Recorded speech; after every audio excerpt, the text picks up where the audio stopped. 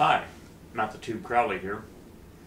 I'd like to read for you this evening one of the most amazing pieces of literature in the English language.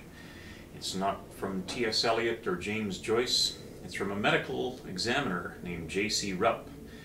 He wrote it in 1973 and it appeared in the July issue of the Journal of Forensic Science, volume 18, on pages 259 to 262. And it's entitled The Love Bug. A recently published book entitled Is Your Volkswagen a Sex Symbol? By Jean Rosenbaum recalled this case to mind and provided the impetus needed to sit down and write it up for publication.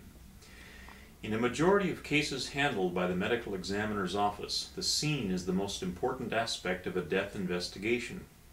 In this particular case, the scene is everything, and once again we have graphically illustrated the fact that we know very little about some aspects of human behavior.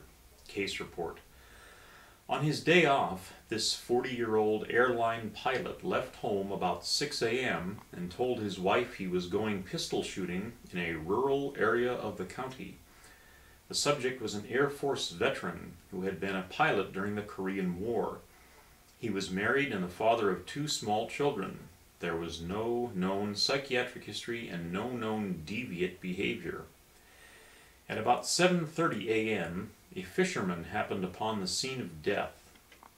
The police were summoned to the scene, and they in turn called the medical examiner, who arrived at approximately 9 a.m.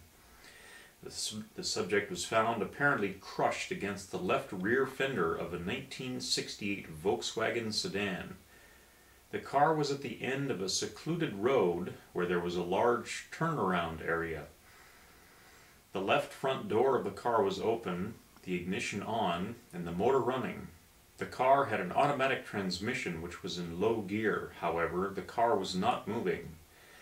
The steering wheel was securely lashed in the extreme counterclockwise direction and secured by the subject's belt, which was connected from the steering wheel to the passenger's handle on the right side of the dashboard.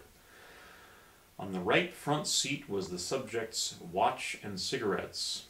His .22 caliber pistol was found underneath the driver's seat. Tire tracks in the loose gravel indicated the car had been moving in concentric circles.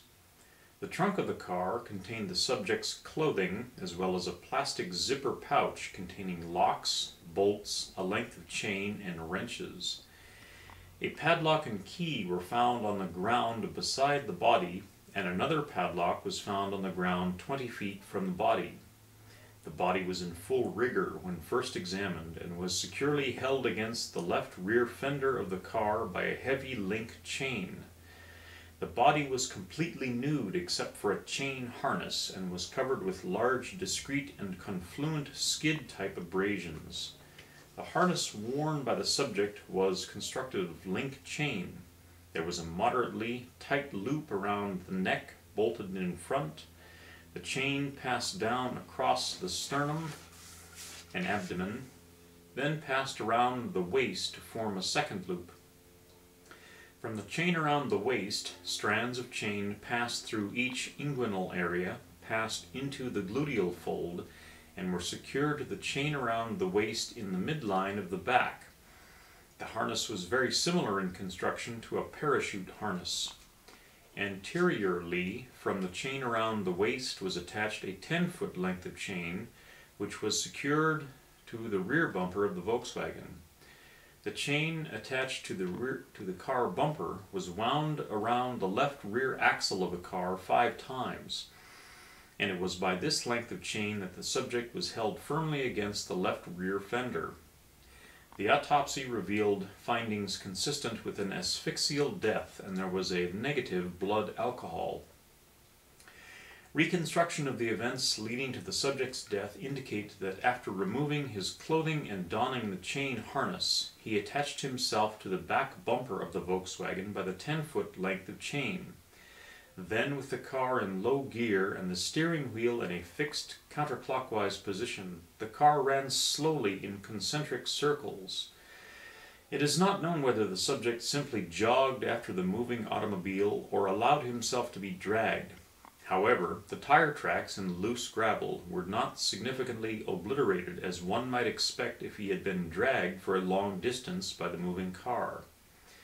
When the subject tired of this form of exercise, he apparently approached the car with the intent of taking it out of gear or turning off the ignition. At this point there was a serious pilot error, for he neglected to detach himself from the chain on the bumper of the Volkswagen before he approached the car.